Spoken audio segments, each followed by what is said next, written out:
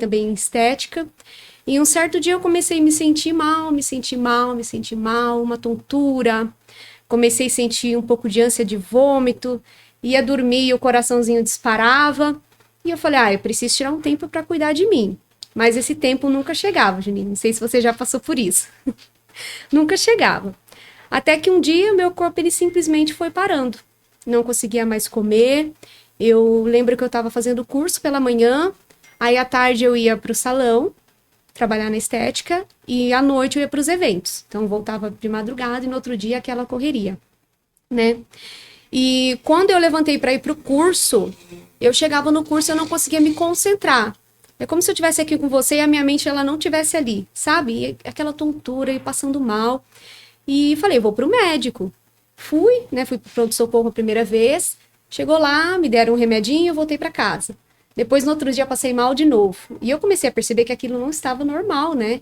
E jamais passava pela minha mente que aquilo poderia ser um processo de pânico, de ansiedade, de depressão que estava acontecendo dentro de mim. E era. Continuei indo para o hospital, a semana toda ia para o hospital, voltava, ia para o hospital, voltava. E nenhum médico falou assim, você tem algum problema emocional? Porque é uma pessoa toda desenrolada, né? Sempre trabalhando e tal. Ninguém nunca perguntou. E aí eu comecei a definhar, Juninho. Eu não conseguia mais comer, tudo que eu comia eu colocava para fora, porque o nosso corpo ele vai respondendo dessa forma, né? Se a sua mente não tá bem, o seu corpo ele não está bem. O seu estômago não está bem, a sua mente não está bem, sua perna não está bem. Você não consegue mais andar, você não consegue mais se desenrolar, fazer as suas coisas, porque você precisa da sua mente ali para que o seu corpo funcione. E aí foi quando eu decidi ir para a casa da minha mãe, né, que aqui em São Paulo eu só tenho ela, né, de família, minha família ainda permanece lá no interior. Fui para minha mãe e só definhando, não comia mais, parava de comer, comecei a parar de falar com as pessoas porque eu não entendia o que estava acontecendo comigo. E eu senti assim uma dor de cabeça terrível, tontura, dor de cabeça e ânsia de vômito. Era o que eu sentia. E nisso de ir para o hospital, o médico, faz um exame aqui para ver se é isso, para ver se é aquilo.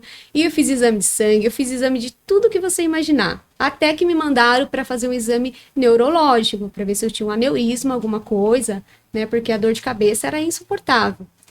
E minha família toda ficou preocupada, minha mãe ficou preocupada.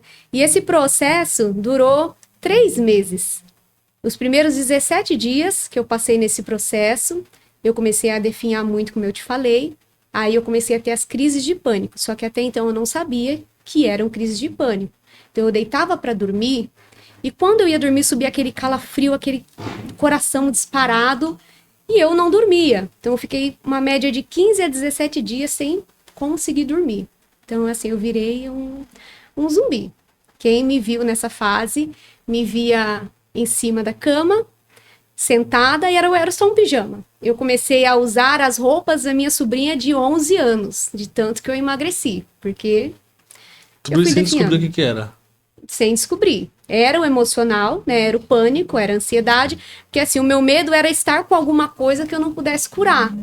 E esse medo já era o pânico, né? Que estava vindo e crises recorrentes, uma atrás da outra, recorrente, até que saiu o exame, lá o resultado do exame do aneurisma para ver se eu tinha alguma coisa e eu não tinha. E foi aí que a minha ficha caiu, que eu falei, o que eu tenho, né? Que não melhora, que vai no médico e ninguém resolve. Até que Deus colocou um médico na minha vida, que ele olhou para mim e sentou comigo e ele me tratou como um ser humano, não só como uma cliente, né, paciente, doutor. Ele falou assim para mim, ele achou uma infecção, né, nos meus ouvidos, porque o corpo também, quando a gente está muito mal, quando a gente está muito estressado, ele vai responder de alguma forma. Então, a imunidade, ela vai baixando, e nisso eu peguei uma infecção nos 2 ouvidos, né, e no estômago, por não comer. E você não está bem, sua mente não está bem, o seu corpo responde. A primeira coisa que vai atacar, geralmente, é a imunidade. Às vezes você está sempre gripado, você está sempre com dor, você está sempre com sinusite, e você não sabe de onde vem aquilo, não tem uma explicação. Talvez isso seja o começo de um processo emocional, né? De dores que você está passando, que você não sabe, mas que vem do seu processo de uma depressão, de um pânico, de uma ansiedade que você tem, né? E não sabe.